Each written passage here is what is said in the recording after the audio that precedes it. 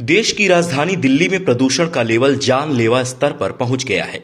सोमवार सुबह दिल्ली का औसत AQI 481 दर्ज किया गया, जबकि आनंद विहार में यह 624 तक पहुंच गया है। स्विस कंपनी AQAir के ऐप के अनुसार दिल्ली में AQI 1282 तक पहुंच गया है, जिसकी वजह से लोगों को गले में खराश, सांस लेने में दिक्कत और आंखों में जलन जैसी कई समस्याओं से जूझना पड़ रहा है। इधर सरकार ने हालात को देखते हुए राजधानी दिल्ली में ग्रेडेड रिस्पांस एक्शन प्लान यानी ग्रेप का चौथा चरण लागू कर दिया है। अब आइए आपको बताते हैं कि ग्रेप 4 क्या होता है और इसमें क्या क्या पाबंदियां होती हैं। ग्रेप क्या होता है? दिल्ली NCR में प्रदूषण के स्तर को कम करने के लिए ग्रेडेड रिस्पांस एक्शन प्लान तैयार किया गया है। इसमें 4 चरण बनाए गए हैं। इनमें प्रदूषण को कम करने के लिए उपाय किए जाते हैं। AQI 200 के ऊपर जाने के बाद ग्रेप का पहला चरण लागू किया जाता है।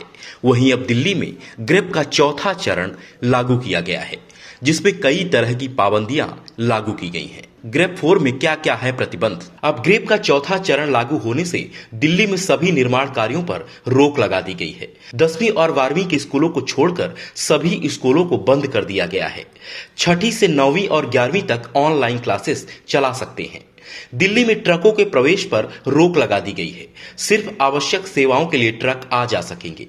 इलेक्ट्रिक वाहन, CNG, BS4 डीजल वाहनों के अलावा दिल्ली के बाहर रजिस्टर्ड हल्के वाहनों को दिल्ली में प्रवेश की अनुमति नहीं होगी। दिल्ली में रजिस्टर्ड BS4 और उससे कम के डीजल माल वाहक और भारी वाहनों के चलने पर सख्त प्रतिबंध लागू रहेंगे।